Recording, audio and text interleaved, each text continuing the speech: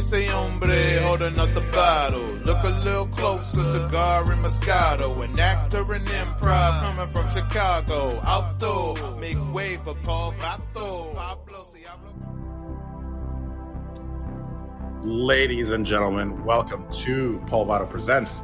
Today I have a very, very special guest, Susan Messing from Chicago. Look at that, she's the first one in here. So I'm going to invite you to speak, and then I'll invite you to video. There's going to be music playing. Don't freak out. Oops, what did I do? Shit. I'm also a little confused here. What did I do? Oh, I made you a producer. Okay. I'm inviting you to speak, Susan, so you can accept that and come up to the stage. And then shortly, I will turn the music up. There's beautiful intro music. I'm going to invite you to camera as well. But what I'm doing is I'm doing a little bit of behind the scenes. There's that fortune cookie that I'm going to put all of your contact information and my contact information so people can find us. Okay. So they can click right below us. So Susan, welcome. Let's give the Waitbot a little bit of a chance to play, and then as the people are filtering in, and then I'll turn the Waitbot off, and then you and I can start our chat. Let me invite you to camera. I guess I should invite myself to camera as well. Should I say turn on video? Turn on video. Oh yeah, because you're a producer. I made you a producer on accident, but I say okay. That worked. We did it! You did it. Let me turn off the music. Well, everyone, welcome to Paul Vato Presents. Please share with your friends. Those are real applause from people, and we'll be getting laughs, hopefully. If it bothers you, thank you. If it bothers you, we can turn off the sound effects. Those are actually from people in the audience that are watching, and then this will live on forever. You look amazing. Dear God. You're so kind. Oh, you're so kind. Paul Vato, ladies and gentlemen. What an honor to be here. And a technological nightmare. A little bit of both, right? I mean, but it worked. Look at this. Yeah. Riverside is not fireside. Yes, Riverside is not fireside. I'm glad you're like, yeah, I got it. I was just telling a friend the other day the arrogance I had in college. My accountant once called me up and he said, "What's your social security number?" And I said, 150340067. He said, why do you know it so well? And I said, it's my student ID number, of course. This was my accountant at the time. And he stopped me and he said, "Susan, that's my social security number." And I said, I had this arrogance in the back of my head thinking, oh, he can drop his. I've been using it all 4 years in college. Apparently that's not the way it works. Is he still alive, and can we use that number? No, he's still dead. That's why I could say 150340067. Mine is so much easier apparently after that. Mine has a bunch of fours in it. What is yours? Just an FYI. No. Paul, I'm very stupid and I'm willfully obtuse, but you're not going to get me to dump that one.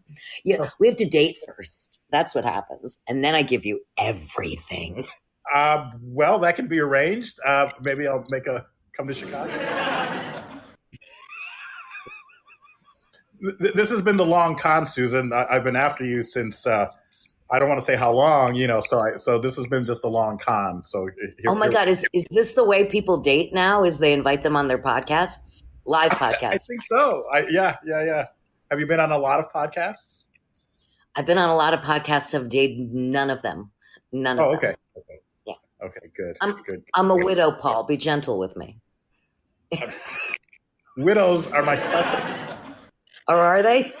They were Frank Sinatra's specialties. You're in good company. Was it? Frank Sinatra loved widows. Oh, did he love her? Like he could sniff out Lauren Bacall in a heartbeat. Yeah, he definitely did her right after her husband died. Wow. I did date a widow, and it was back. I used to own an Overweiss Dairy of Geneva back in the day. I had a gourmet ice cream and coffee shop. I don't know if you knew that, but I didn't know that. I thought you were the cigar man. I became the cigar man, but my first business was a gourmet ice cream and coffee shop in Geneva, Illinois. And It was an Oberweis Dairy, which is very famous in Chicago for those of you that don't know. When I bought it, I was 200 pounds. When I sold it 7 years later, I was 300 pounds. That's how delicious this ice cream is. There was a young lady whom I dated that worked at an Emilio's restaurant. Emilio's is a famous tapas restaurant in the Chicagoland area. They were in Geneva. And she worked there, and she had, they called it Fertile Myrtle because she had like 3 or 4 kids already and had just had a baby not that long ago. But her husband passed away. He died. I think it was from an accident. Like he worked on poles or something, and he fell down and died. Or maybe he had cancer. I don't remember. But it was either a telephone pole or cancer. They're pretty much the same thing. Yeah. I'm such an idiot. Yeah. And electrocuted cancer, same thing. Same thing. So yes, I know how to handle widows. Widows. Is that the right term? Yeah, widows. We'll touch on that. If you don't mind, we will touch on that because I mean, not to make light of a loss or anything, but your husband was such a great man, such a wonderful, talented, artistic, everything man, whom I met several times when I first moved to LA. But, let's start out the show that way. So thank you. Whatever. As my father used to say, your slightest bitch is my command, Paul. Ask away. Wow, that is so great, Susan. You are wonderful. Well, folks, I want to welcome everyone to our show. This is Paul Vato Presents. And today my guest is Susan Messing from the Chicagoland area, but we're going to get into all that. She's an amazing improv teacher, performer. She's an author. Dare I say maybe even a puppeteer? I could be wrong on that, but I've been doing some research. And stand-up you uncovered, didn't you? There's a few things I have up my sleeve, Susan. So, but I want to talk about everything from. And I believe I know that I think you're like my level 3 or 4, maybe my level 4 teacher in Chicago, and I just remember level 2 or 3. Well, when I was there, so maybe 2 and 3 or 2. I mean, do you remember this? 3. You would have taken me during 3, and then Shanna said, "Oh, they have to have fun earlier. We're going to change it to level 2," which made my job 8 weeks harder. So yes, it's the shit I wrote high in my tub that we all did.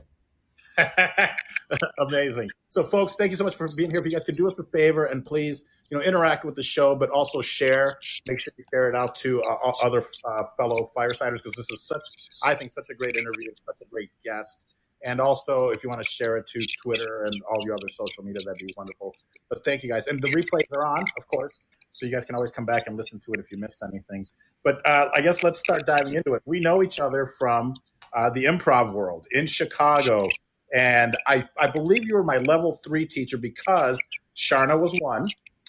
Miles, believe it or not, at the time was level 2. And he was horrific as a level 2 instructor. But let me hurry up, and because he's a brilliant teacher. But if you don't know improv, if you've never even been on stage, it was very frustrating for him to teach new improvisers. You could just tell the frustration.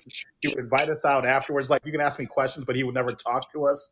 He would order his drink, a shot and a beer or whatever. I learned that from him. But is that what it means, the sign language? Like the babies can learn it before English? A shot and a beer. Yeah. He'd come up to the bar and go, and I was like, and then, a shot and a beer. Okay. And we would try to befriend him at the bar afterwards. That didn't work. But now when I had him for level 4, brilliant, because now we knew improv, which kind of touches on what you just said. It made your job 8 weeks harder teaching level 2, right? Well, you learned a pile of rules in level 1, and then I'm the one who does character, environment, and teamwork, all the stuff that gets me off. And I'm like, have fun. And everybody's like, but I don't want to fuck it up. I mean, am I allowed to say a swear on this? Yeah. Oh, yeah. You're almost, okay. You're almost encouraged to. So yes. Sorry, but not sorry, I guess. Right? Sorry, not sorry. Sorry, I'm just reeling so much about my daughter's physical autonomy being taken away that I just, it seems like somewhere in the back of me right now. But it was it was a bizarre thing because when I started, there were only 3 classes. It was at the time, not when I started, but when I wanted to teach, it was just Sharna, Miles, and Dell. And that was all you got. And so honestly, when I created my curriculum, she got another quarter of a revenue stream. So, but it was also something that I thought was missing in the program. And it's so funny that when I think of you, I never think of you as a student. I think of you as like a ubiquitous wonder. You were just sort of always there. And even when I didn't know you, I knew you. It's a very bizarre community we have. It's become, international and huge, but it still seems tiny to me. So once I know, you know what I mean? Don't you feel like when you know somebody in the community, you're just picking up where you left off? Yes. Yeah. And I know we've interacted, through social media over the past years, but not like it was in Chicago, back in the 1900s when we were there. So it's your fault that they added more levels eventually to the curriculum. Sorry about that. It's mea culpa. At the same time, it was really necessary because I think that at least improv, in my estimation, for the most part, is a visual art. And if you're just standing around inventing, it gets really tiresome. You might as well be on a podcast, right? Exactly. So we need this now. We need what you teach in something like this because it's now become a visual medium as well. But it is, there's nothing worse than just talking heads on a stage, not going to their environment, not creating all that. So that's wonderful. And now I've had to shift to teaching, on via Zoom. And it's kind of fascinating because I'll have someone from Poland or from Israel in my class where there's somebody from Massachusetts and someone from Arizona and Mexico, whatever the case may be. It's kind of fun that everybody wants to be together, but then you have to figure out how do you make Zoomprov look active and fun and something worth watching. That's been a dilemma of mine, but I'll rip out my hair in large tufts trying to figure it out. So I'll do the dirty work so you don't have to watch it. So Thank you. My pleasure. I'm getting feedback. It might be my microphone because it's only when I'm talking. So I hope it's not bothering the people in the audience. I do. It sounds squeaky, doesn't it? It does, I think. Oh, wait. That's still there. If it bothers people, we can always restart the show. But so folks, send me a message. It's now by mentioning it, it's become almost insurmountable. I'm just saying. So we'll just take it. Maybe if we're really quiet, the squeaks will stop and the mice will go away. Ooh, it almost did. Well, it's not doing it when you talk. Maybe it's me. Maybe I'm too. Oh, there it is. You know what? I think I was too loud. I don't have to scream. It's a microphone right there. Paul Vato, you're a genius. We are geniuses, Susan Messing. That's what we do together. That's what that's improv, isn't it? Yes, and the power of yes, and. I have a friend who just who just said to me that they were eating an ice cream called Turkey Hill, and when you were talking about Oberweis, and I thought Oberweis sounds kind of, I don't know, Swedish and wholesome. But Turkey Hill is not a great brand name for an ice cream, I've decided. No, God, it's far from. When I think of massacres for Thanksgiving and the hill we die on, I can't wait to eat ice cream. Yeah. Brilliant. Oberweis, I believe that they were of German descent and made some of still to this day, make some of the best dairy product, milk in glass bottles. I would sell them. I was at the train station in Geneva, Illinois from 93 to 2000 when I sold everything and moved to LA to become famous and become an actor, and then had to sell cigars to support my acting habit. So you mean infamous, Paul Vato? Yes, infamous. So when you mentioned Germans, though, I have to say, when I bought my house here in Chicago in 1996, there was a crawl space that immediately I put in a ladder so that it would become, a proper attic at one point. And this little Jew found so much Nazi shit. Like, I'm not joking. I found, because my house was built in 1881, which is 10 years after the Chicago fire. And before I did an extensive amount of renovations simply to make it safe, I found a bunch of shit in the attic. One of the things I found was a pamphlet for Germany in 1934 where they say our Fuhrer says, maybe 34, 35 says, our Fuhrer says it's never too early to drive our Autobahn, or our Fuhrer says it's never too early to get your tickets to the 36 Olympics. I'm sitting there going, oh my God, the Gutmans who lived here for 65 years were Nazi fucking sympathizers. So that was a hoot. Oh, Oh, do you still have that memorabilia? Oh yeah, I have a big like suitcase that was up there too, and I tried to keep anything that wasn't sort of crumbling. You know what I mean? Sometimes that stuff just, that smell of of paper that's kind of disintegrated and crumbly. So every time I touch it, I feel like I should probably put gloves on or something instead of going, "Oh well, lasted as long as it did." But it's there, and I took a peek on Sunday. Wow. Oh my goodness. But can you imagine that? Like this couple. Well, yeah, of course you can imagine. That's He ridiculous. was he was apparently, these people kept very close to themselves and very quiet.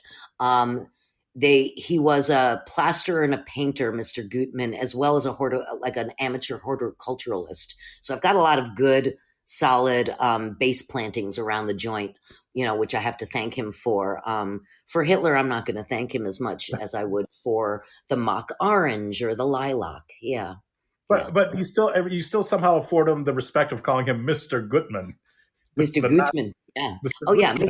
Mrs. Gutman died on this floor, the first floor, because I guess tenants lived upstairs. The second part was built in 1937, and down here, I guess this is where the people who own the building would always live. And she died in this room, I think. And when I bought the place, I mean, I'm not a real boo scary person, but I'll take it with a grain of salt. I'll take it with a grain of salt, but I'll take it. And I walked around with a piece of shitty, like bodega incense, and just kind of said, "I'm not trying to take over the place. I just want to let you know I'm here, friendly, friendly fire, yay." So honestly, this has been a very happy house, but I'm surprised that more shit hasn't happened in a bad way. Like if people believe in that kind of stuff. Sure. I don't. I, Never mind the mezuzah. which is odd because I was raised Jewish, so you would think I would have one on the door and every other kind of mishimash, but I don't. But I think it's also because I keep myself on the Jew roster because there's a loophole that you can question the existence of God. But a couple weeks ago, we were doing something called the World Comedy Expo here in Chicago, it sounds fancier, I think, than it is, but it was the first year and they did real well. And I was doing a show and I was a kid having my bat mitzvah. And I said, Judaism is, described as many things. Like there's reform, which I am, and then there's conservative, Orthodox, Hasidim, and what the fuck. So Judaism looks like the most severe form of Judaism looks like a massive dose of OCD to me because there's like 613 commandments. You have from putting on your pants to, drinking water or whatever the hell it is. There's so much shit you have to do every day. And if you don't do it right, do you displease your Lord, which is a wrathful, revengeful? I don't know. I don't know any of this shit, but it creeps me out. I did go home for Passover, great time to see my family, and looked at a Haggadah and thought to myself, I believe this. You know what I mean? That kind of weird feeling. Sure. Yeah. Like this Yeah. is my shit. Like, is it my shit because it's my shit, or is it my shit? Like my daughter self-identifies as Jewish. I didn't make her get a bat mitzvah. You can do that all, for in your entire life. I didn't make her go to Hebrew school or anything because my ex-husband is a lapsed Catholic, and I didn't want to jam Jesus down her throat any more than I wanted to do, make it all about the Old Testament. So I just kind of try to like keep it chill and my side of the street as clear as possible and let her make her own choices, Wow, that's wonderful. And you're a wonderful mother and a great parent because I've known her since she was inside you. I remember Yep. when you and Joe got together, and of course I was like, oh, there's my chance. But I figured Joe would still be around. No, I'm just kidding. Yeah, we all thought Joe would still be around. God bless. But if Joe had not been around, then I guess I would have been married to Michael, and he wouldn't have been around. Everything, Yeah, love is not enough, Paul. It's all in the timing. it is. Yeah, that is so true. Now you said so you went back home. Where did you grow up? Where is home for you? If you don't mind touching a little bit on that. Oh, not at all. I grew up in Short Hills, New Jersey. If you go to the mall, $10,000 might buy you a blouse. It was a lovely place to grow up. I find it to be a highly unrealistic place to live now. And not because it's just because I remember the students had better cars than the teachers. You know what I mean? There was just something really off about it. The guy who owns Arizona Iced Tea lives there, and there were some beautiful trees on his property, and he raised them all to the ground and put other trees in, like for his estate or whatever the case may be. And just in a world of conspicuous consumption and 1% business, it's a little difficult for me to chew on and be okay with. For me, it's just not a lifestyle choice that I would ever do. But it is. I'm very, very grateful to grow up safe there, very safe. So that was good. Wonderful. Wow, wonderful. And it's funny because I just saw his home, the guy that owns Arizona, that started Arizona Iced Tea, and for some reason he was trending. Oh, I think people were very happy that he's never raised a price past 99 cents. That's what it was. And that it was a picture of him and his two sons or something, that he's worth $4 billion or something. Yeah.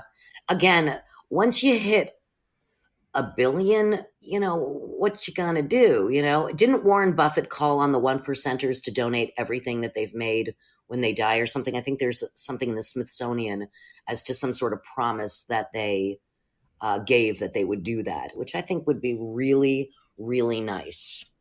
Yeah, you don't I could live on $1 million a year, whatever. No, I'm just kidding. But But I mean, seriously. Yeah, and for life, you could really, you don't need a lot. When I was forced to stay home, for 3.5 months and not making any money because my store was closed inside of a casino, and at home going like, oh, how am I going to survive? And I'm like, are you kidding? I'm saving money. I've never spent less money because I wasn't out all the time. I would just order food. And it's hard for me to order groceries because then I'll just eat everything. So I'd rather just order food once a day, even if it is groceries, but just to last me that day, because otherwise I'll eat it all. I'm like that too. I'm like a dog. I'll eat until my stomach explodes if I'm not careful, usually when I'm high. So when I'm not high, for some reason, I'm less hungry. Isn't that weird? That's so weird, Susan. I don't know how that works, but and I will also say this: how much shit do you need? I'm being honest here. I have about 4 of these cashmere sweaters, and you're done with one of them when your dog George is all over it. Other than that, maybe I rotate 3 t-shirts I like and 2 pairs of sweatpants and just change the underpants and bra. So, I mean, even now, I remember when my mom retired and her getting rid of all of her suits that she used to have to wear for managing lawyers, and gave them to organizations that helped women get jobs.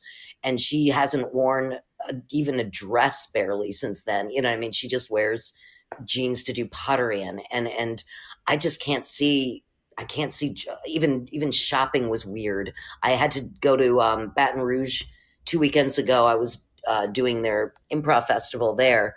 And I was like, shit, I need a dress. So I went over to Old Navy, and they had this clearance dress that was,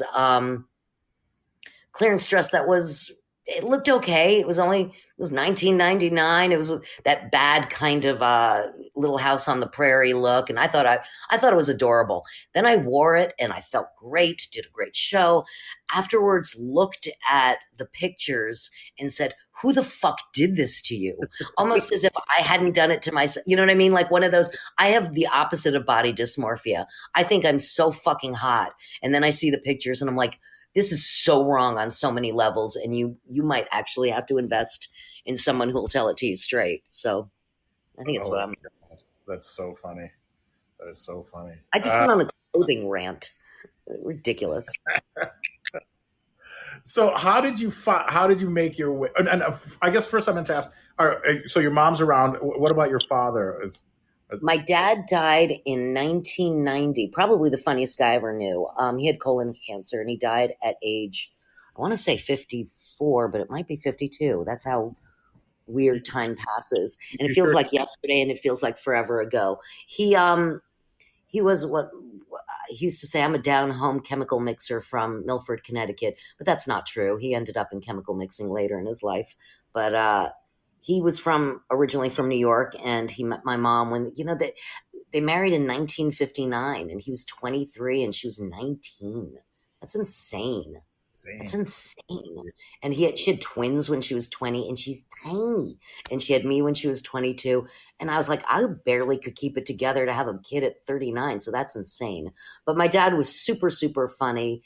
And I landed at Northwestern University after doing a program between my junior and senior year called the National High School Institute.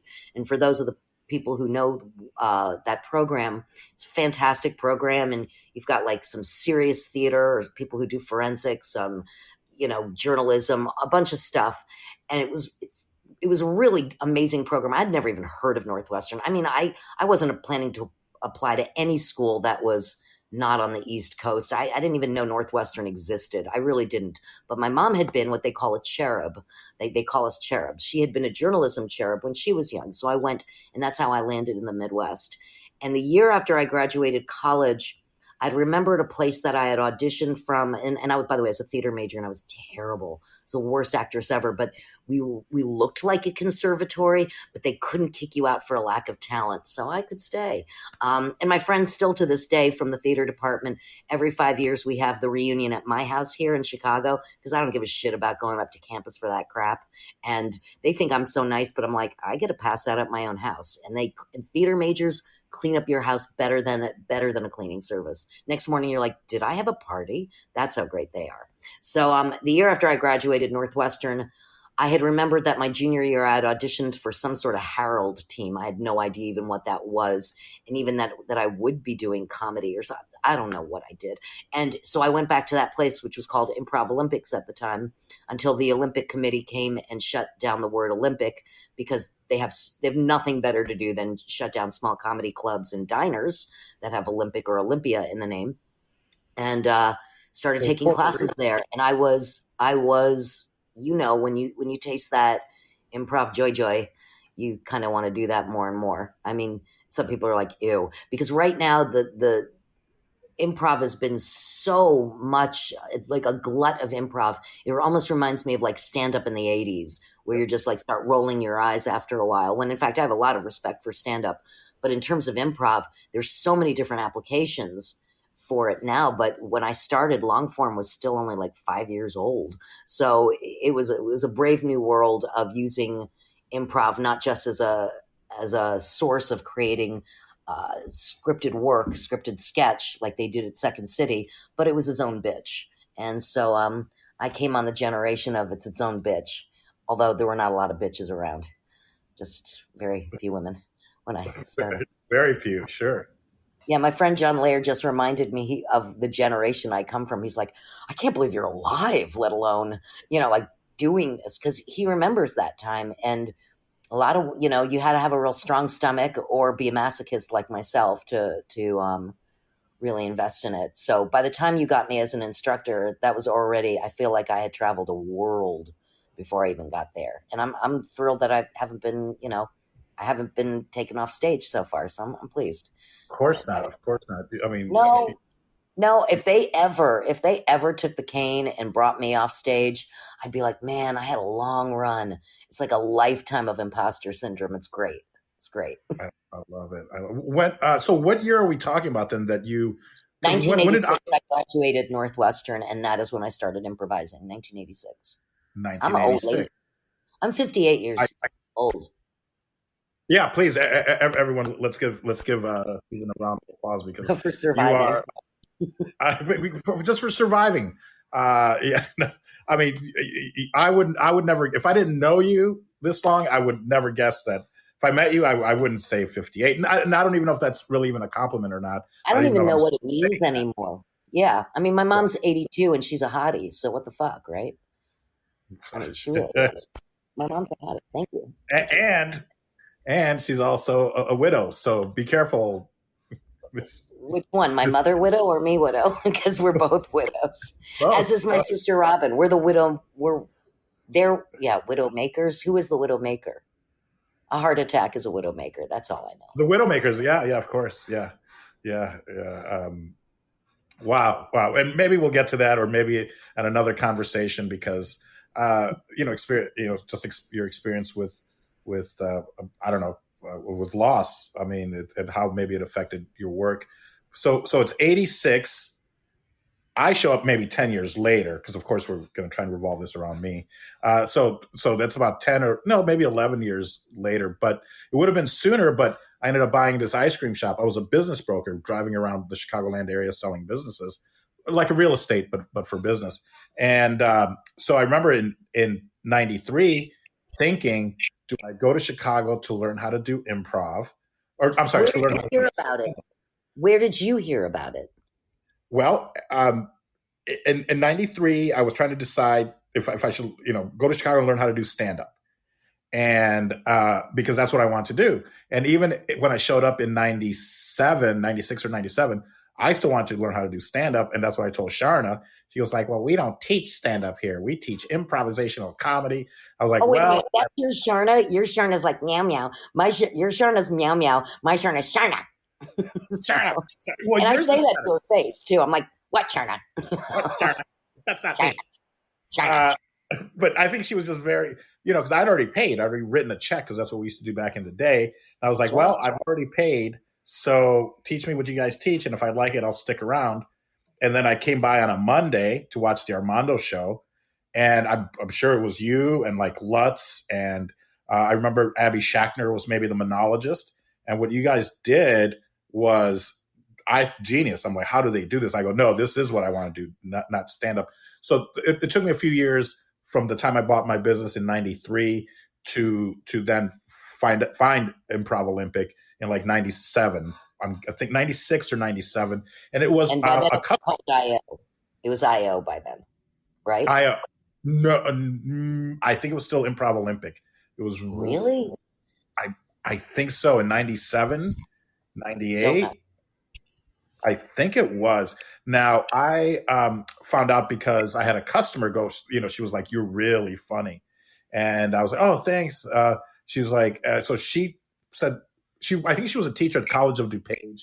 And she was like, they're doing this workshop this weekend. It was like a young actors workshop. And I was like, oh, I'm young. I could be an actor. But it was really, they did some improv exercises. And I think I met someone in that class that then told me about improv because we studied a little bit of improv. And it was just on a weekend with Chad Allen and Nicole something. It was the girl from Beethoven, the movie Beethoven, and then her sister also was in was like in one of the soap operas, like Bold and the Beautiful or something. And Chad Allen. So apparently they were the young actors, not us necessarily. So it was a young actors workshop, and there I got this little taste of improv. And they're like, of course they tell you you're pretty good because they want you to come back the next day. And then through there, I think I met someone and I took like a month course or 2-month course in a lady's house, also like around the College of DuPage area. And then there I must have found out about Improv Olympic or maybe the Yellow Pages, I don't know, comedy club or something. I think with, one of the cool things about improv is when you do see, you can see a million horrible things, right? But the minute you see one incredible show that you look at and say, this is magic, like the Armando show you might have seen, it blows your wad. It really does. I remember I think one of the first shows I saw Dave Pasquazi, Tim Meadows, Mick Napier, Dave Rosowski. Did I say Dave Rosowski? It blew my mind. It blew my mind.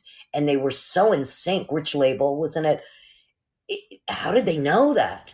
Like they finished each other's, it was like, bubbada, bubbada, bubbada, and I was like, how did they know that? And this was in the archaic years where improv was still crunchy, like Harold was still new, and Harold is one of the improv forms. It's kind of what Sharna calls, what is it, the base form of all long form improv, but it really is just a time dash interspersed with short form games.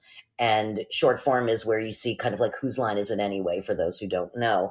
And I hate to make it down to boil it to basics, because now when I look at improv offerings, they're insane. Like protagonist-led improv for grief, improv for Alzheimer caregivers. Like it's insane, the applications that people bring improv to.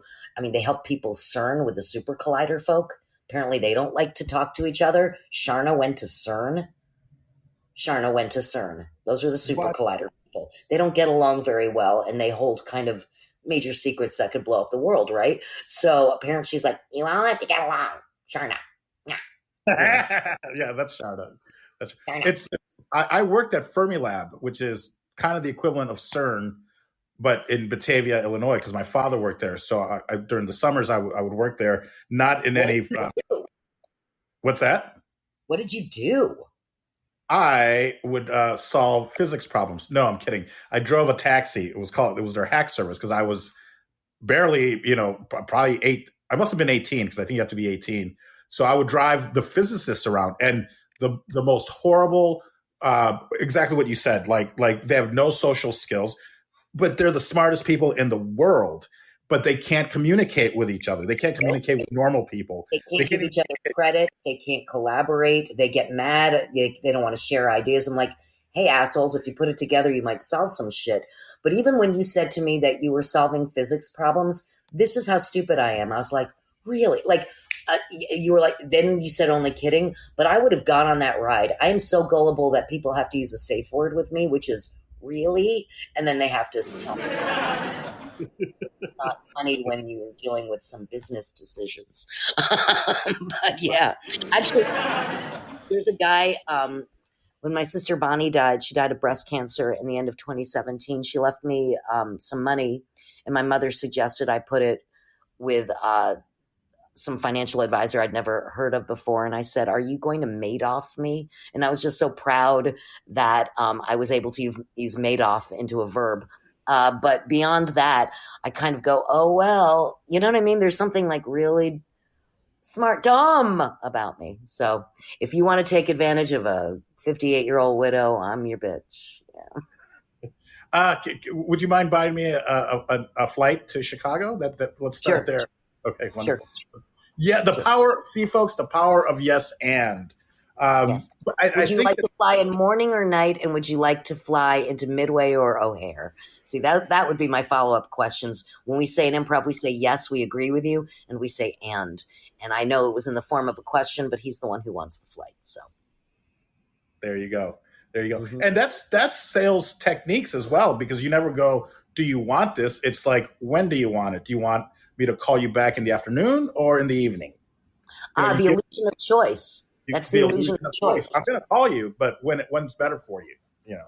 I used to do that with my daughter. I would say, would you like to wear the pink blouse or the yellow blouse? Knowing fully well these are the only options I'm going to give you today. She ended up fine, but yeah, there's a lot of psychological manipulation there. And it actually works. It kind of talks you in, doesn't it? Sure. It absolutely, because you're like, oh, I made those decisions. And now I've bought a new car that I don't even want. Like, what just happened? So yeah, 100%. What made you want to move to Vegas? I met a casino owner who loves cigars, and there was a writer's strike going on in Hollywood in 2008, 2009. And it was the bottom of the market. We bought the first property that I bought here in Vegas. I'd hate to even say ended up costing like $35,000 for a 5-bedroom house. It was a mid-century, built in 1955, 56. It had 5 bedrooms, but it had been split up, so it had 2 little studio units, and three in the main house. Was it zoned for that? Was it zoned for that? I think so. It was in a Latino neighborhood, so I'm going to say yes. Or sometimes people just say, fuck that, I'll pretend it was grandfather closed in or whatever. Or when you always see the building shows, they're like, they go out on the porch that's been enclosed and made into a bedroom. They go, are we zoned for this, or is this legal? That kind of thing. And I believe it was because then I met a gentleman, Rudy Nino, who from Wisconsin, Latino guy, but looked Italian, and everyone thought he was Italian, and he ran strip clubs, so everyone thought he was, part of the mafia. And he said, he goes, my grandfather actually lived in your house because they grew up around the corner. And at one point, I don't know if he got kicked out of his house, but he lived in one of those little studio units. So I would imagine that they were grandfathered in from the 50s or 60s or, from probably later on, maybe 70s, after. Are they're ADUs type of thing? So did you turn it into a single family residence, or did you just ADU the fuck out of it? Part of buying it, because it was listed at 35. We knew that the only way to get it was to overbid. So we bid 42,000 on it. And we were how awful was the space? Like when you walked in, were you like, this is a hoarder or murder, or like what subset would you give it? Or was it just like spooge everywhere, like with the black light? Like eventually there was a spooge everywhere. But when we got it, no. It was it was in great. I mean, I'll send you some photos. It was in great condition. The bones were great. I lived in it. We lived in it for 3 or 4 years before we even remodeled anything, like putting in a new floor. But it needed a new paint job on the outside. I think eventually would have needed a new roof, but it had sold for like 250,000, maybe in like 2006, a year and a half, 2 years before the bottom. Closure? I don't understand. But yeah. even, I mean, was it one of those kind of weird auction things? Like how could you get it for so low when it originally was 250? I could see it going down to 150, but I couldn't see it going on to 42,000. 42,000. Well, 35. So we bid 42, and we got it. And then this was in October of 2009. So we're like, well, October 1st, we were living on our boat in Marina del Rey. So then this was with my ex-wife. She was my wife at the time. So then we let our friends stay on the boat, and we come to Vegas. And then when we're filling out all the paperwork, to give them the money, they're like, wait, are you guys going to live in it? And we're like, yeah, we've moved here. They're like, that's the wrong paperwork. Like, we're like, well, what's the big deal? And they're like, well, if we fill out the right paperwork, you get a $7,500 tax credit because Obama was doing like a first-time homeowners. I'm like, well, I already have a house in Illinois. They're like, no, if you're a first-time homeowner in the state, then you get a $7,500 tax credit. I'm like, oh, okay. Because we also had a place in LA, but that was rented out. It was a condo in Playa del Rey. That was rented out, so we couldn't access that. So then, you've always been kind of a real estate developer as well as like you're a jack of all trades, Paul Vato.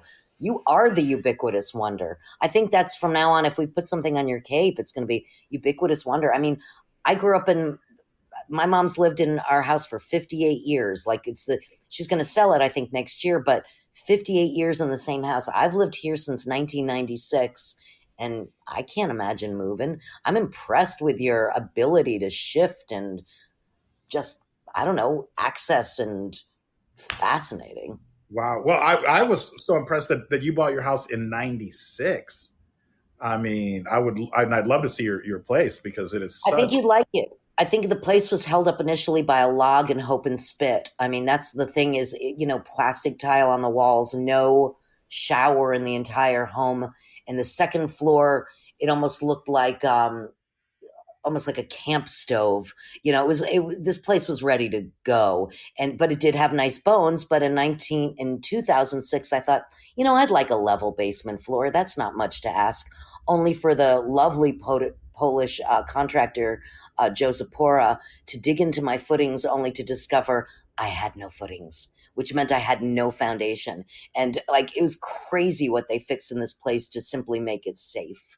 I mean, it was really bad. So now it's like it's a bunker. If anybody's in Chicago and the shit hits the fan, I invite you to come to my home. It is a fucking bunker. Everything is like steel and concrete. And I was like, okay. I had no choice because my basement was held up by a log. So. Oh my goodness. Well, it was built in 1881. We bought another place in LA built in 1888, which, LA, it was when LA was just starting kind of, so. That's about as early as LA gets practically. Yeah. I mean, honestly, 1888 in LA and it managed to survive every beautiful home, or was it like? It was like a tiny Victorian home, and I forget. I almost forget what the technical term is. But it was like a very tiny, like 900, 800 square feet. But I mean, that was also I think had gone into foreclosure. But this was just in 2016, and I mean, the deal that we got, we couldn't pass it up. And it's probably, I mean, it was. And it was, a bad real estate agent. He wasn't keeping in touch with the woman lived in Long Beach, and it just was like the perfect storm. It was probably the least expensive house in LA that we could have ever bought. Meanwhile, anybody listening is just listening to us talk about real estate because really that has nothing to fucking do with improv. But look how well we shift. Look what we can pretend we are. Oh yeah, I fix shit up. But I'll show you because I was really proud of, and we did end up selling the house here in Vegas to buy this condo that I'm in right now, and still, got a great deal on the house, and then just flipped it up to this condo, which I don't like the HOA and stuff like that. So I'm trying to get out of this, I think. But What do you get with your condo? Do you have a community pool? Do you have a nice clubhouse? And do you have a high HOA? Like 350, 300, 350 a month. I don't know if that's high, but It's not I that mean, bad where it's you not bad because our place in LA, the condo that we were renting out, that was 800 bucks a month. And it's probably more. It's gone up now. So you know, are. I think that I mean there's pros and cons for all that kind of thing. You don't have to worry about anything on the outside. You don't Yep. have to I mean there's a lot of joy about that. I guess it depends what kind of lifestyle you have. I mean, I could see myself having a tiny cabin somewhere. I could see myself going to pick up someone at the airport and just wanting to continue to drive to Wisconsin, never to be seen again. You know, shit like that. But you know, I think a lot of people have had a little too much time to sit and think during the pandemic of what they want. And I've never done what I wanted as much as what I thought I should be doing. Does that make sense? Or Yep. what is necessary because I need to keep a body alive, you know, those kind of things. So it's very weird to kind of hear, well, what do you want now? I certainly don't want a lifestyle more than I have right now. I think anything else would be conspicuous consumption and gross, especially in a world where there's such a huge imbalance. Um, but I mean, the fact that I'm making my living doing improv is already incredibly bizarre. Yeah. And in '96, when you bought your home, I mean, that's how you've Well, I always was also taken. doing a lot more on camera work then, and also a pile of voiceovers. I was like the voice of Montgomery Ward's, which no longer exists, which is like, don't forget your words card. So I could live in LA and pay my mortgage here in Chicago at the same time. It was actually pretty easy. And there were years before my husband got sick in 2018 where I'd teach a pile of improv classes during the week and every weekend tour almost, especially during the summer months when Sophia was at camp, because then I didn't have to worry about childcare. And there was one time I was just telling someone, you, uh, you know, those weird foot massagers where you put both feet in, it goes, that kind of thing. I was in Terminal 2 in Chicago at O'Hare, which at the time was, I mean, the pit. It was the worst. But they had one of those, what are those places where they sell headphones and places like that, like things you don't need, but Sure. to see it you need. So they had one of those foot massagers out in the hallway to kind of entice people to come in, and I sat in that chair and I couldn't get out of it. And people were walking by me, giving me dirty looks like, we'd all like to take a chair, a little spot. I ended up buying it because I felt like such an asshole. But it was one of those things where that just kind of exhaustion of, I'd never traveled so much in my life and, got on planes every week like so many people do. And it was crazy. Although I have to say, getting on a plane was super fun the last couple of times when the people next to me don't wear masks. That's so much fun. I really appreciate the fact that whatever they have, I'm going to get to. Although I'm Sure. wearing a mask, so they won't have what I have. It's just really, it's a nice way to share. Sharing is caring. I did make friends, though, with row 25. I made sure to say to them, you guys, we're the best row. And so even when she started talking about abortion that can happen after birth, I was like, that's not possible. That's called murder. But Murder. what I would immediately go back and go, row 25, we're the best. So we don't have to have a complicated political discussion about with people who know nothing about science. It's so much fun. I love that. I've bought everyone in my row a drink and gone like, "This is the party row, all right." Yeah, Like, you just always have to make friends with your row. you do. We're the best row. I love it. Yeah, row 25, best row. Vacations, where for some reason, flights remind me of vacations. Do you get to go on vacations often? Because for some reason, I'm thinking like Mexico or Europe, or where would? No, I mean, most of my traveling for the past, God, 15, 20 years has been in response to being invited to headline a festival. So that you teach and perform. So no, it's not. I would have to say, if you want to see the closest I can come to thinking there might be a God, I don't think that way. I'll go to the Redwood Forest. That makes me really happy. So the Redwood Forest is a place that Northern California, I can handle like super well. I like to get a car and drive those hairpin turns.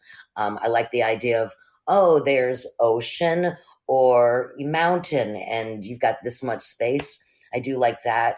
I'm not complicated. If you put me near something that has trees and maybe a lake, I'll be okay. I've never been a fancy traveler. The last place I went in Europe, I guess, well, I went to Norway because Michael was okay at the time. It was 2019. That was the last place I went for work, like that was outside.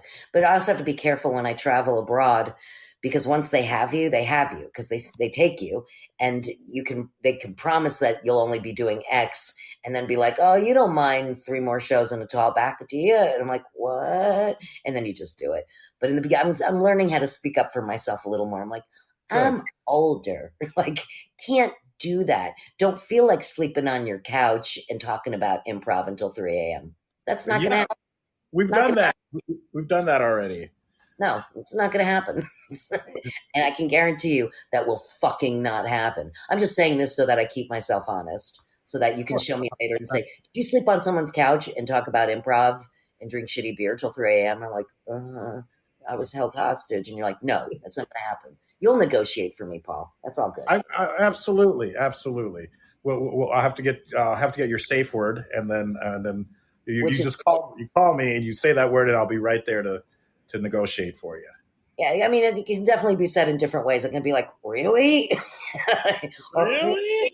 Really is what helps me when I'm gullible. Because I really, if you tell me something twice, I will start to believe it to be true.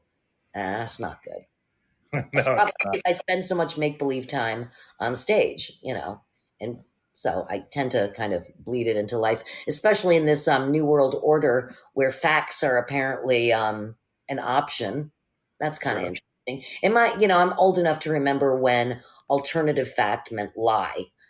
That's what I remember, and yeah, really kind of 100%.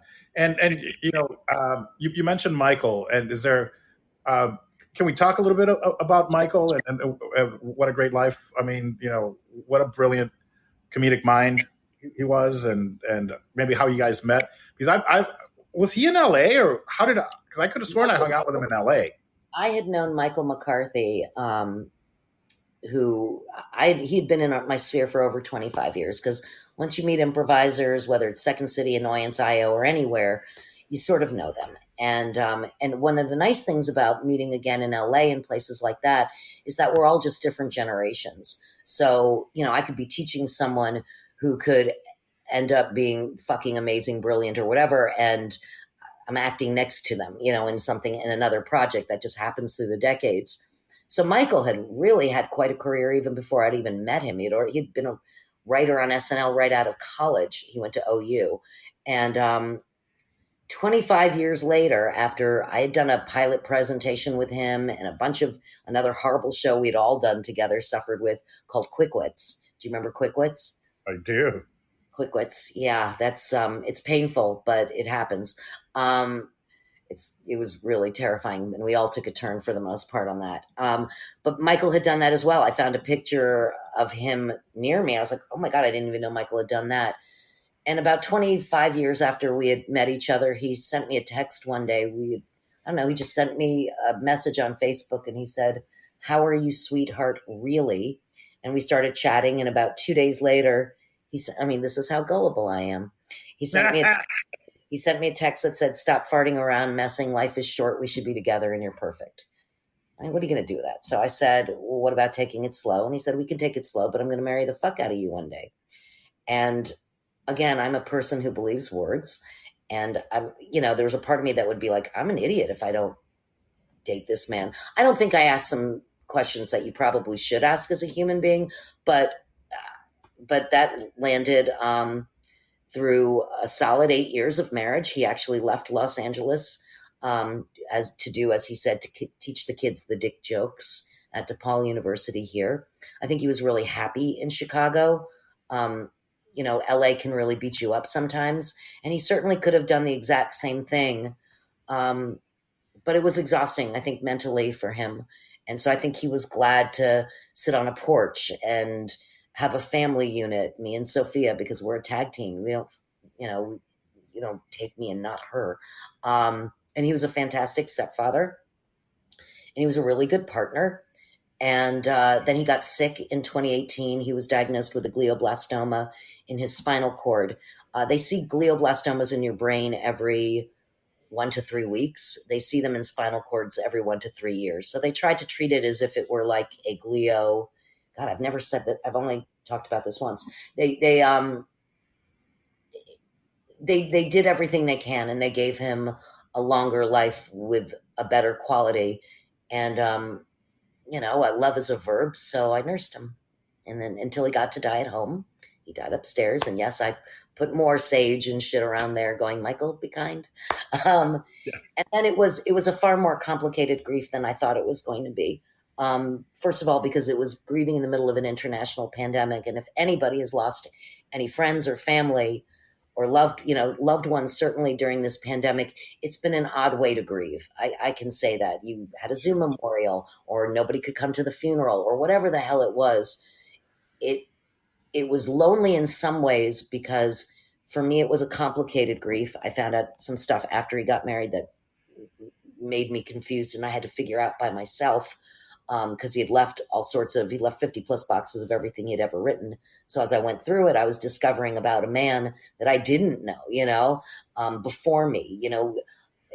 Gentlemen, if you want your wife's legacy, if you want your legacy to be easier on your spouse and all your loved ones, I highly invite you to clean out your closets and keep your side of the street super clean, because it will make grieving for your partner easier.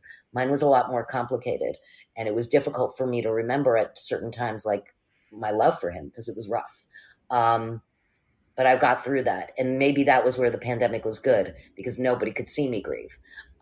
Because again, it was complicated. There were days I was railing against him, and days that I was weeping that I missed my husband. It was very weird, very complicated. But it was also because Michael was a complicated man, and he seemed so simplistic. And your vision of Michael is correct.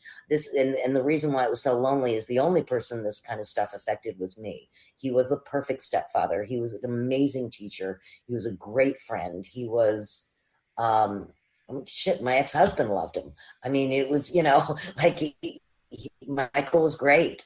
And so when I traveled on this path during the pandemic, it was really fucking hard. It was really, really hard. But I'm grateful I'm through it. I'm remembering all the good. I feel like I'm mourning a little more properly now. I don't even know what proper mourning is. I guess everybody's road is their road. But that's the first time I've talked about that like that. I spoke about it in one podcast about the process. But I've never brought it to a comedy podcast. So there you go.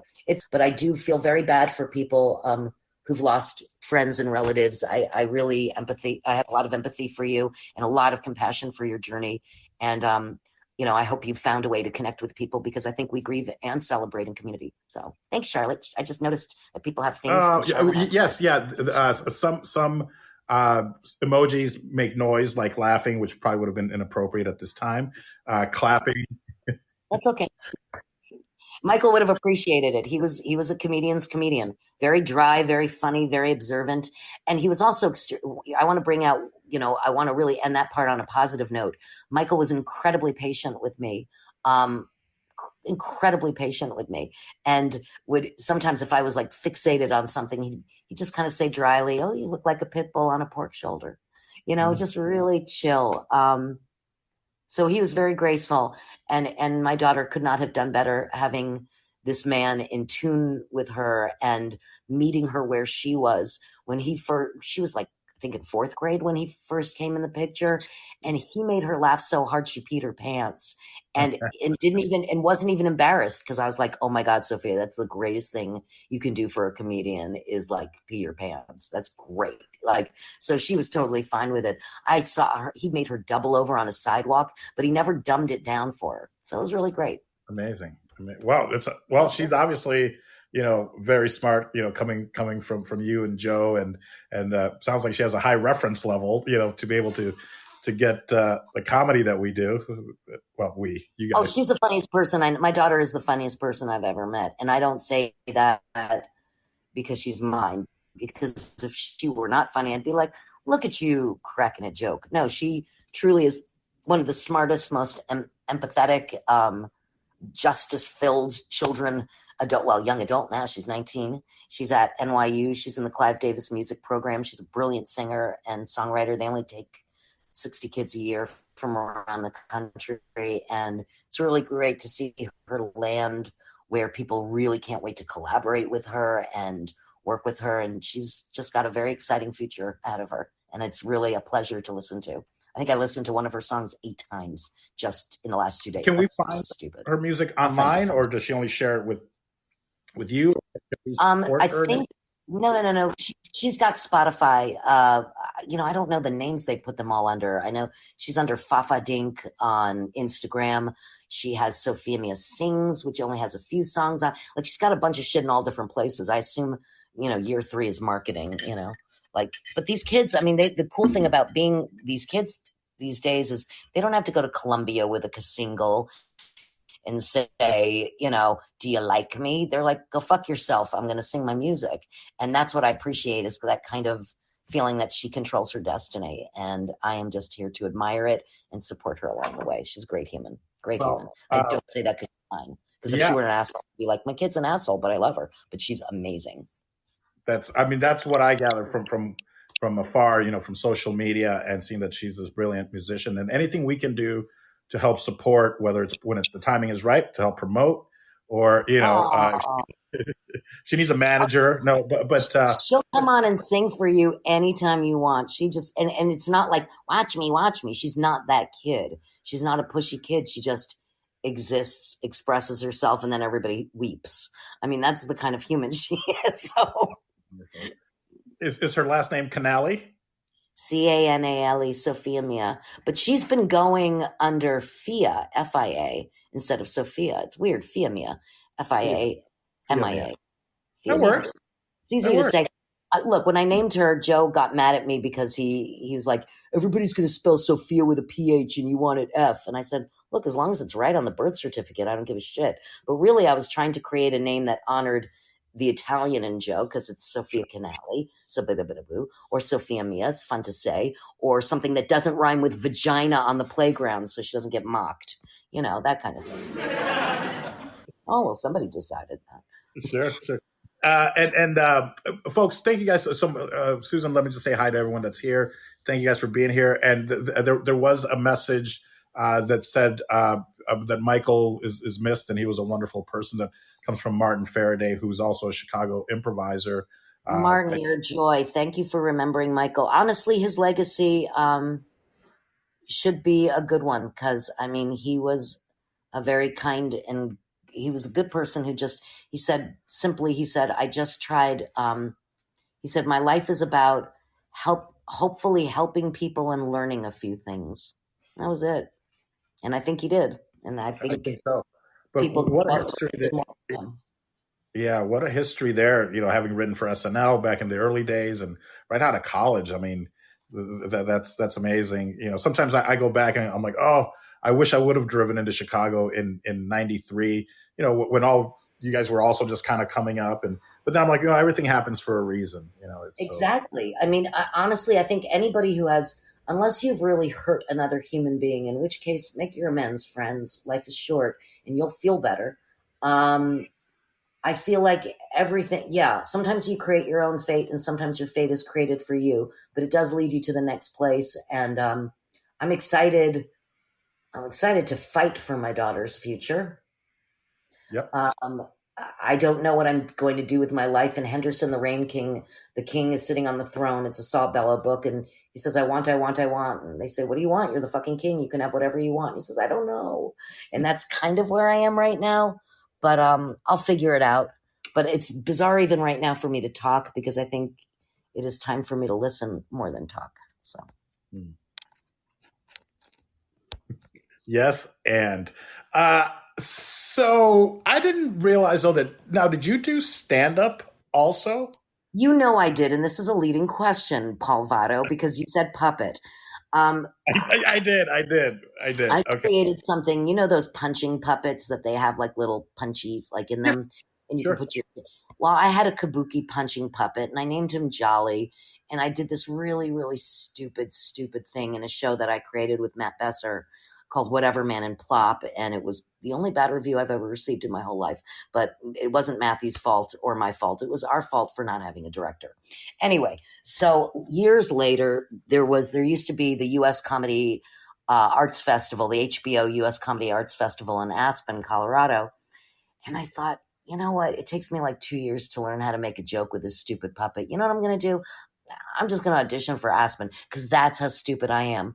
And I'd just gotten on Mainstage in Chicago years after I started improvising, probably 10, 12 years later, because I thought, well, that would keep me in Chicago as a challenge. And Mick thought so as well. Mick, who runs the Annoyance Theatre and created it.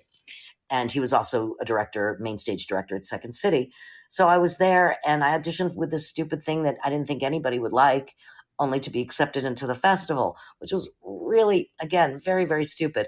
And I almost put it out of my mind when I even got the call, because I was at Second City when I got the call. And I remember Mick saying to me, you don't talk about other things you do while you're at Second City. I had this Judy Blume show running in Chicago that was getting rave reviews, but I'd never didn't mention Aspen. I got the call and I just went, oh, that's nice. And like went back into rehearsal. I didn't even think about it. And from this, I was in the alternative stand-up showcase. And I think it was maybe 1998. I don't remember, 1998 maybe. Or is it 2000? 2000. And Zach Galifianakis was in my thing. Greg Proops was hosting it. And they said, you have 8 minutes. And I said, oh, no, I only need 6. Almost like at other people, like, does anybody need an extra 2? You can take mine. I didn't realize it doesn't work that way. And it worked incredibly well, my bit with my punching puppet. It was a masochistic kind of thing. It worked very, very well in Aspen. It did not work as well when I did Premium Blend and Late Fridays on NBC, because when I filmed Premium Blend, which was a comedy show on Comedy Central, they shot the entire series in like 2 days, I think. And I was the last one on a 16-person day. And so I kept thinking I'd go to the craft service table and I'm like, I can't have the turkey because the tryptophan, it'll make me tired. I can't have the raisins because that'll make me fart. And they said that they would move the audience, but they didn't they recycled it by putting the people in the back and the front. So these people had been sitting there all day. They were also in Westwood, California. So they were all like UCLA students, and all the, real comedians, the real honest comedians who had toured all around the country and middled for 7 years in Iowa and shit, and now have their big break, are looking out there and they're like, oh man, they're students. Let's pull out my student loan jokes. And I'm like sitting there sweating, thinking, it takes me 2 years to write a joke for this fucking puppet, because that's not what I do. I just make shit up and run. That's what I do. I fart and run in my work. And so to do something that's product is killing me. So I did get out there and I did it. And at the end of the set, I'm supposed to kind of crumble. And Harland Williams, who was kind of hosting the night, kind of gently leads me off. And he was like, man, that was brilliant. That was brilliant. Meanwhile, though, crickets in my own personal Hollywood Bowl. Nobody's laughing. Nobody. They're exhausted. It's the end of a fucking long day that they've been forced to sit in their seats and only change them once. And I felt terrible. And because the producer said, that was brilliant. We'll sweeten the track and it'll be brilliant. And I said, what's sweeten the track? They said, we add laughs. I'm like, oh my God, you're adding laughs to comedy? Like, I felt like the biggest loser. And then later on, I did something called Late Night Fridays, which was sort of a repeat of the same thing.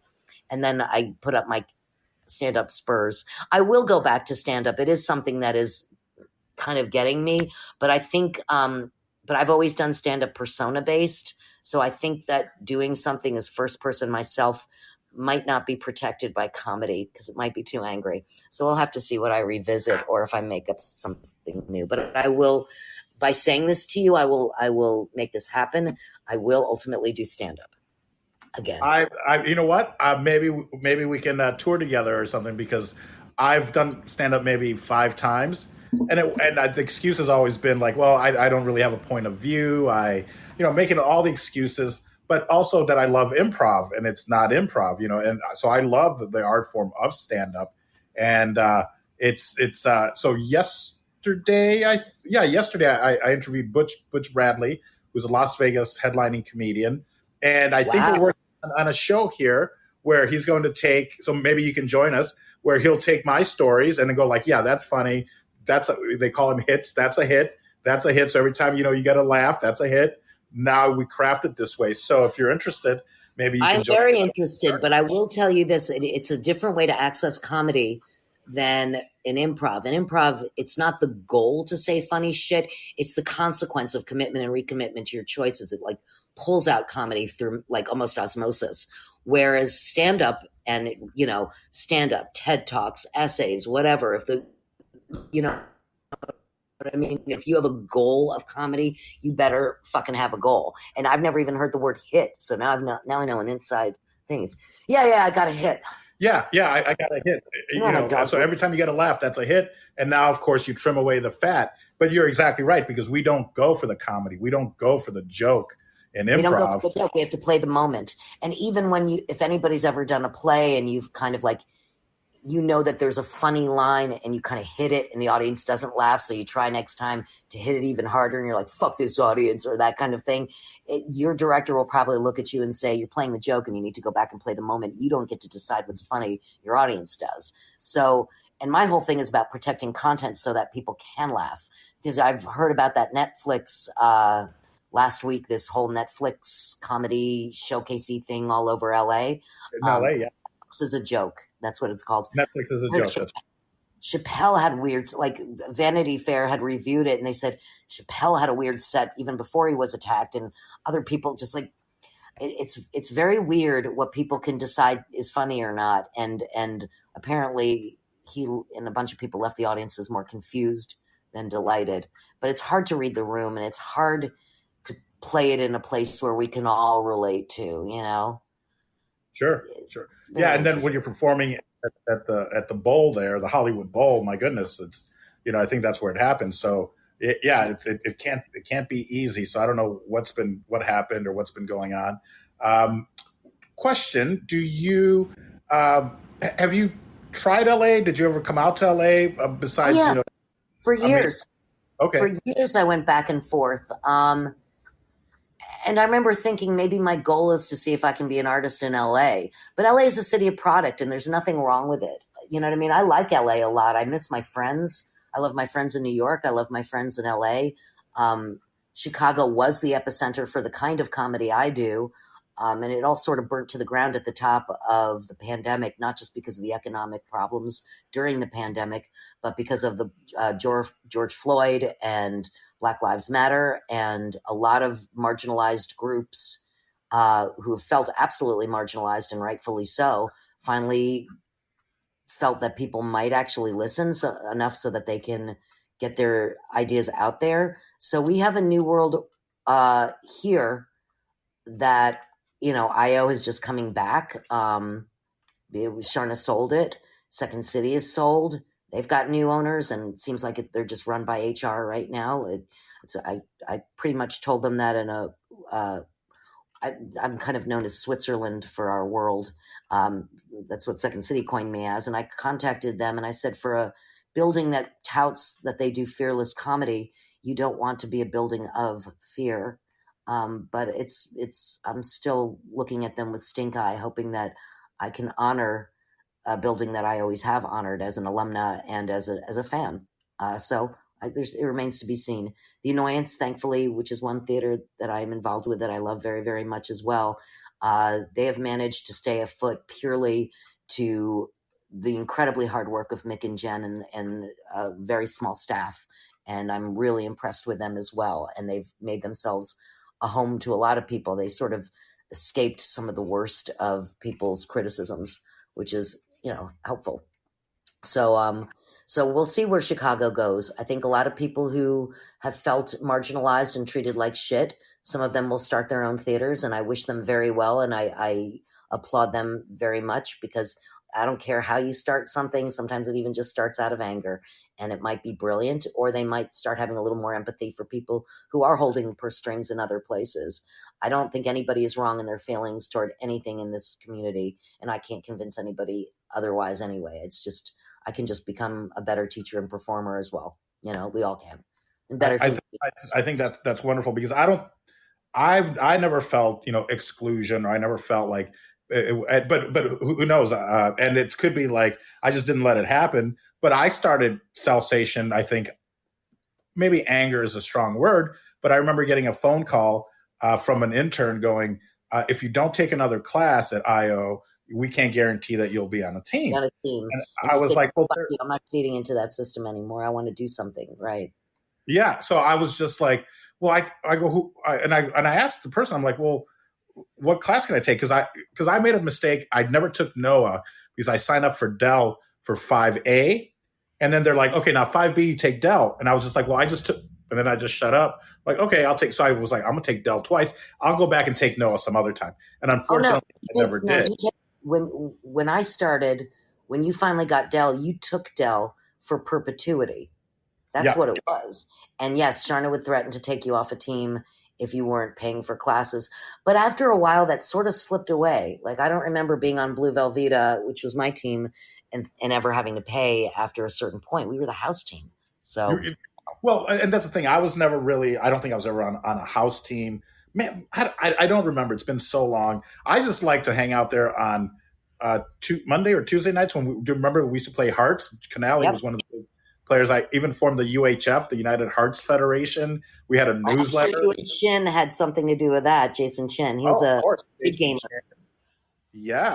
TJ probably. TJ likes to bet on stuff. Yes. I don't like competitive games because somebody loses. Aren't I terrible? So like if you're playing celebrity, I'm the one holding the stopwatch because I don't want to be yelled at. Which is why I also couldn't be on the Annoyance softball team because I was worried that Mark Sutton would yell at me. You know what I mean? Because the Annoyance softball team was kind of infamous assholes. And I'm like, it's a theater league, you guys. And they're like, we'll have to forfeit if we don't get another girl. And I'm like, ain't gonna be me because I don't want to get yelled at again. I don't want to get yelled at. I'm going to do it. Get yelled at. It's not even funny. It's not a hit. It's not a hit. That's a miss. Oh my goodness, man! So many memories, and I mean, I could keep going all night, but I don't know what your time is like. We can wrap it up if you'd like, and maybe you'll come back because I want I want to talk to you specifically about teaching, starting the Annoyance Theater. You were one of the founders, if I'm not mistaken, and I mean, I want to your show, the Judy Blume show. Did she actually come to your show? Like, there's all these questions that I have. Judy Blume came to the show. First of all, they threatened us with a cease and desist because it really was a lift. My friend Mary Scruggs and I adapted 3 of my favorite Judy Blume stories, Forever, Are You There, God, It's Me, Margaret, and Deanie, and kind of made it almost like a herald. There was only 3 blackouts in the whole show. It was just crossfades all over the place. And our friends, our very funny friends like Dana and Julia and Christina Gaussis, were all over that show and were brilliant in it. And I had no idea even the night before if it would work, but it became a huge thing. I will tell you, Jewish geography saved me in that show because Judy Blume came to see the show. She was kind of my mother's generation, raised even in a town close to my mom. My mom was raised in Perth Amboy, New Jersey, and Judy was raised in Elizabeth. And Judy took one look at me before the show and she said, Messing. What's your dad's name? Bob Messing. Well, who's his best friend? Arthur Nelkin? No. Mike Bamdis? Yeah, I dated your dad's best friend. That's how I didn't get sued. Wow. But we also were honoring her, and we were simply trying to keep our theater open. So she could not have been kinder. And every year since then, I have donated to the National Coalition Against Censorship in honor of Judy Blume and for the fact that she didn't put a class action lawsuit against us. Well, it couldn't be a class action. It would just be herself and her husband, George. But she's fantastic. Yeah, I mean, because you are taking somebody else's IP, their intellectual property, and using it. It was a cut and paste. I could not have been more guilty. I'm the kind of person that if I did something wrong, I have to immediately say that I did. I did. Couldn't. Can't spin it at all. Thank you. But it also is a testament to the fact of how great the show was because, granted, even if she could be friendly with you and have this connection, if it's putting her work in a bad light, you can rest assured somebody's going to protect their art. Whereas in this situation, it was brilliant. And Second City gave me the night off to be able to intro the show because Judy was coming, but she wasn't coming to celebrate it. She was coming to judge it with her. And we had said, we'll fly you out. We'll do whatever you want. She's like, no. And before the show, I asked her, I said, look, may I introduce you after the show? And she said, no. And I said, well, if I look at you and you smile and nod, I have to do the outro anyway. Then I will introduce you. I wasn't going to do it unless she agreed to it. So I looked at her after the show. She smiled and nodded. And of course, I burst into tears. I was like, ladies and gentlemen, Judy Blume. And the audience treated her like a fucking, like, she was like, I've never seen anybody treated like such a rock star in my life. And I have been around rock stars. I mean, I was impressed. Like, oh my God, that she was amazing. And she just simply said the next day, she took Mary and I out to breakfast at the Drake Hotel and said, what do you want? And I said, we just want to keep the theater open. And she said, okay, you have to pay my legal bills for that cease and desist letter I sent you. And then you have to donate it to the National Coalition Against Censorship. And I did. And we did. And we didn't get in trouble. And it's weird. Years later, I think her son Larry worked with Dana and Julia. And, you know, like the It's a Small World syndrome saves your life in terms of Jewish geography, and it might also bring people together. You never know. But I've always been very, very grateful to her, because I certainly didn't mean to demean or vilify her. This was not a funny, like, the only thing we changed was that we were playing it seriously, kids as adults. That was the only thing we really changed in it. So Sure. Yeah. Well, that is brilliant. That's amazing. It just brought back so many memories. I mean, even with me, with starting Salsation, and it's going on 25 years, which, if you know, can you believe? Congratulations. That's incredible. That's incredible. I mean, 6 months, most of them last 6 months. I mean, you know, maybe a year. So to have an ensemble last almost 25 years, but that's, I think, a testament to Chicago, to the work ethic, to being at the right place at the right time, and having you guys that kind of brought us all together. And that's why I never felt, you know, it wasn't like, it was kind of like, well, there are no other Latino groups, but I wasn't going, oh, they're trying to keep us out. It was just like, well, Horatio's off to SNL. Armando, you know, at first I didn't even know he was a real person until I finally met him. I didn't even know if Del Close was a real person. I was like, I've never met him. They're all real. They're all real. They're, you know, one of the things that I think, sorry, I'm moving, and you just learned something, that people don't watch words, they watch movement. But my dog needs a squeaky toy, and her small, there you go, now I could eat. Something Pavlovian in her, I have no idea. But I think when you see a need and it just won't leave your mind, you're right. You know what I mean? That's when I create, it's because I'm compelled to. Not because, I have to just do that today. I'm compelled to see an idea through fruition. And most of the people I know who've done things that I greatly admire feel that as well. And the fact that it is still there 25 years later is telling you there is not only a need for it to exist in the beginning, it's a need still now.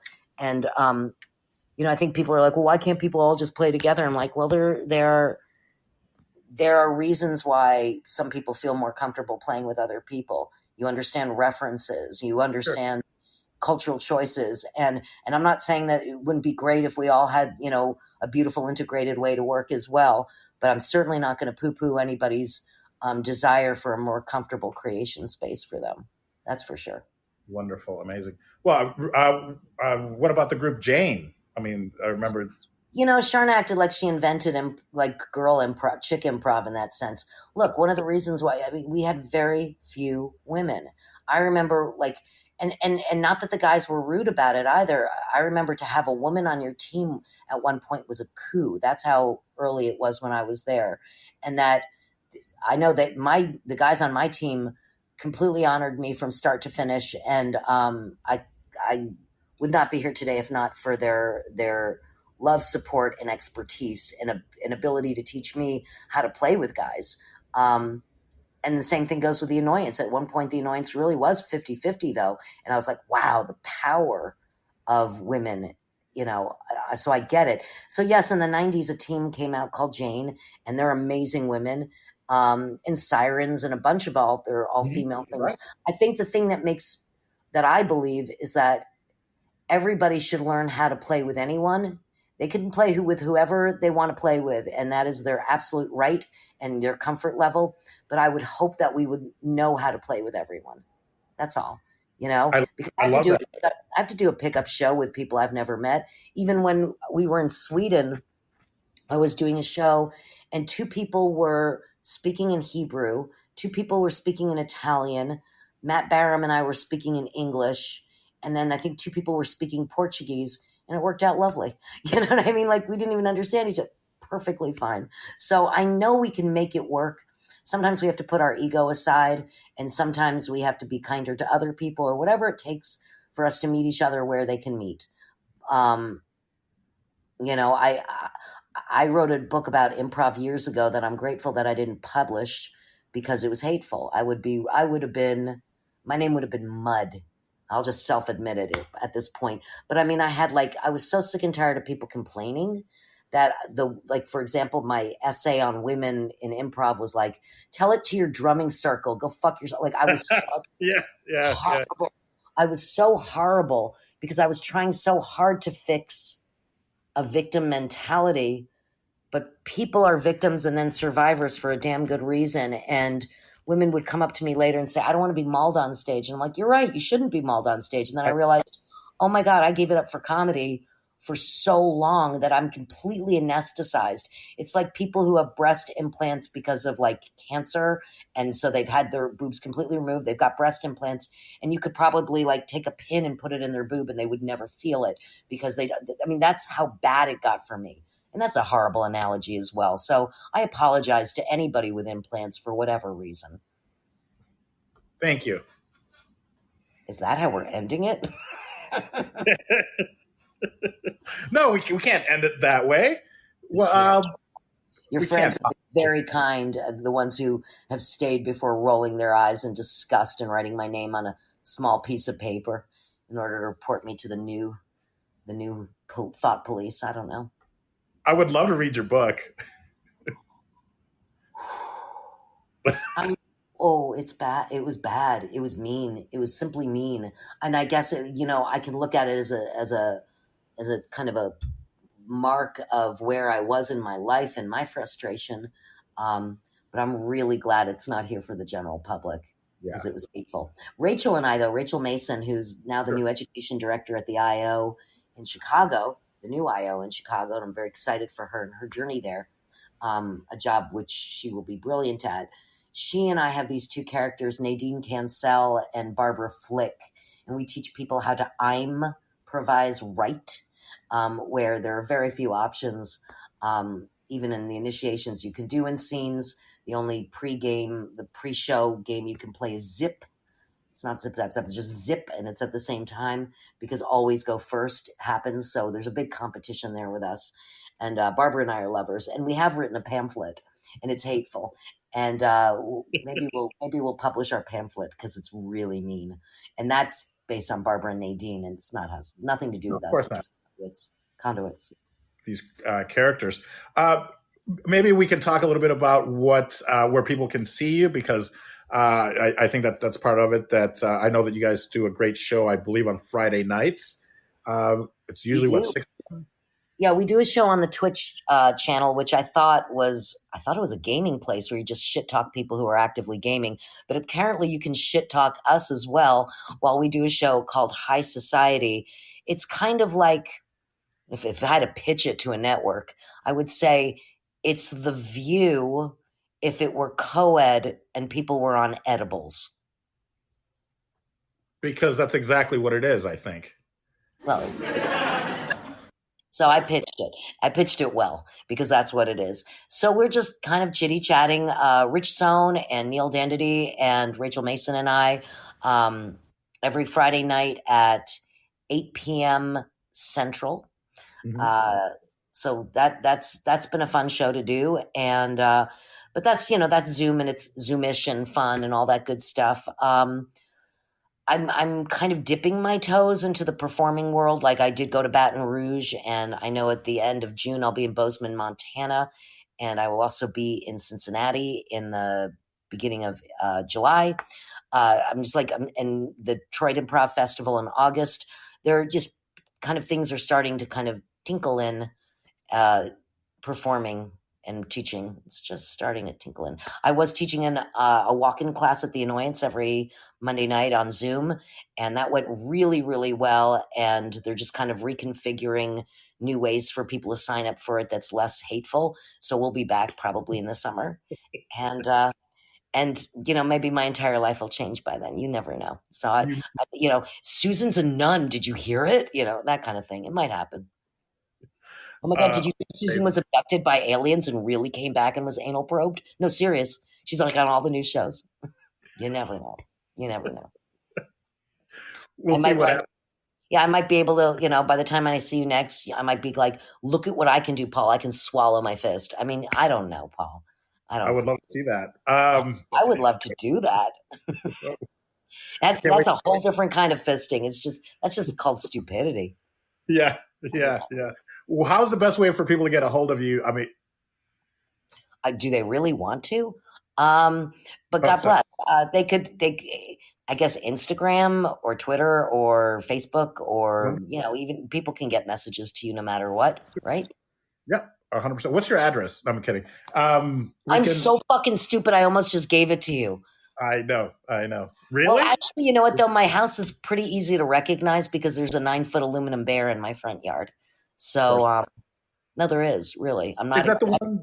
Was that you? Did you put bunny ears on it? He has bunny ears on it during Easter. He wore a mask for 2 years until Christopher took the mask off. My friend Christopher Donahue, one of the best actors in the world, lives in my coach house. That's not an exaggeration. He's one of the best actors in the world, but he really wants to be a janitor. I'm not joking. So he comes over every morning and changes the cat litter and lets the dogs out. It's great. But he also takes care of Bear and he makes him masks. So when all the little kids and their parents walk by and they're sobbing, the parents kind of deflect they always show him Bear and then they all stop crying. Even those little kids on leashes when they go to preschool pass by Bear and growl. Michael used to like that when he was sick. He would hear them upstairs and he was pleased with it. So. No. That was an impulse purchase in Galena. How much did you pay for this bear? And was it delivered? Did they have to deliver it or? It was delivered in a horse trailer from Galena and they kept saying, it's near Rockford, right? And I was like, no, Chicago is not near Rockford. You are going to be like 2 hours in that damn thing. 3 hours actually in Galena, right? 3.5. Yeah.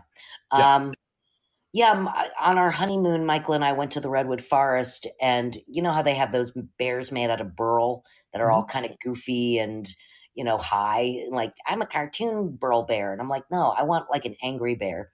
So we never found an angry bear. I had an ambivalent bear on the porch, but not an angry bear. So we were in Galena and we were going to go, it's so stupid. We were going to go antiquing, which is so not me or him. We were like, we'll go antiquing. Like that's what people do. I mean, when you're an improviser and a performer for so many years, you don't even know how to go on a date. Like it's like, you always feel a little weird. Like, isn't this when I'm supposed to be on stage? Like it's bizarre to have a real life. And we were trying to figure out what that meant. And he said, we got in the car and he said, maybe we'll find an angry bear. 1, 2, 3. We see this 9.5-foot aluminum bear and we bought it. And I don't want to talk about how much we paid, but we pulled our resources. Well, it obviously it's good for your home. The home value. It's like a pool, I think. Pool or bear, Well, they always say that they don't like the hot tub and maybe they won't like the bear. But I did ask my neighbor's permission beforehand. Well, after I bought it, but right before they installed it. And Kathy was fine with it because I have the best neighbor in the world. Amazing. What I would like to know, what neighborhood are you in Chicago? Because I'm in a neighborhood called North Center. It's what I loved about my neighborhood when I moved here in 1996 is that everybody were these solid blue collar families who had lived in their homes for 40 to 60 years. I live in like a farmhouse and it just felt really great. And then all of a sudden a Starbucks came in and I was like, no, you can't do that. No Starbucks. And everybody's like, your property values are going to go up. I'm like, I'm never moving. I don't give a shit if they stay stupid. And then all of a sudden people were tearing down the houses next to them so they could have a double lot. And all of a sudden McMansions were being born. So I live in a little farmhouse in a kind of a street that I didn't expect that to happen with. But we've managed to keep the integrity of the joint. And it's North Center is like just slightly south of Lincoln Square.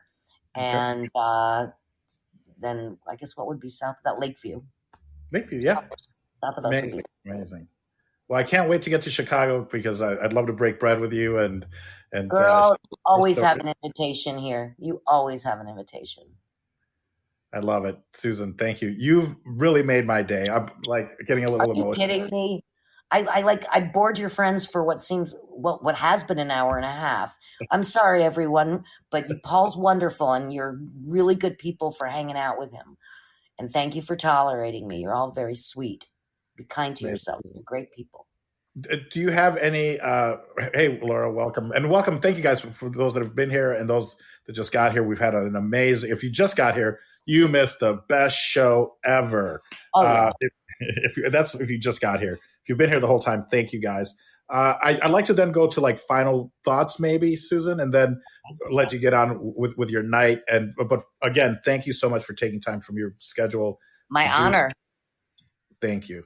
And maybe we can talk you guys into doing a high society from here, because you can actually simulcast to Twitch, to YouTube, which maybe you're already doing. I don't know.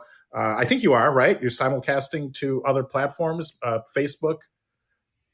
I don't know if you are. What I'm doing. I have no idea. Did you see how long it took me to even get on this platform? I had like hot flashes from this. And it's not just because I'm in menopause. I've had hot flashes getting on this platform, and you were so patient with me. So if you ever want children, you're the guy. Anybody who wants children should date Paul, because he's got the patience of Job. Ask me if I have any kids. Do you have any kids, Paul? Probably. So anyway. Wow. Every sperm is sacred, Paul. That black light in your first house in Vegas. You know? Covered. Wonderful, Susan. Well, thank you. Yes. Do you have any final thoughts that you'd like to share? If I know people can find you on Instagram, and if they have questions. And are you teaching anything then right now, or are we waiting till the Annoyance? Are you starting again? I'm waiting to start my Annoyance thing. I go back to not everybody wants to go back to the University of Chicago in the fall, right? Everybody's just going to come into that class. But that's my college-y shit. I'm going to be teaching probably for the new IO. And I know special workshops pop up all the time. So stay tuned. And maybe I'll be touring in a city near you, which will be nice. I'm trying to teach less and perform more at this point right now, but I could feel differently tomorrow. I know that I was like, I'm going to teach class in Baton Rouge. And then I did, and I had the best time ever. I think we're all starving for connection, and improv certainly does that. And I also would have to say that if you don't have to improvise as the goal to become a comedian, you can improvise to become, more comfortable in your skin, to find ways to connect with family members. You're like, I don't know what to say to you, to expand your world, to try something that's always scared you. Because the worst thing that's going to happen in this art is that you might look stupid, and then people are going to laugh at you, and we're doing comedy. So fuck you, because you're covered. So I'm very excited to meet all sorts of people who like to do this and who are interested in it. Do not be scared of this art form, because if I can do it, anybody can do it. That is for sure. Wow, beautiful. That's a good final thought, right? It's not like hateful or mean or good luck with that or anything like that, right? No, it was perfect. It was so perfect. And you've encapsulated really what improv is. And you are the quintessential improviser, and you're a genius. And I want to thank you so much again for sharing your time with us. Paul, I love you. I mean it. And I hope we're in the same staggered homeroom next year. And thank you to your amazing cadre of great people who are interested in pursuing this conversation as well. So I'm grateful. Wonderful. I can't wait to have you back. So Susan, thank you very much. And folks, thank you all for being here. I'm going to invite the Wakebot up. Music comes on, and then you can leave at your leisure. Maybe we can even do a little dance. I don't know. Wakebot, welcome. Thank you, guys. Yeah, applause, everyone. Applause. Thank you so much. Ooh. Thank you.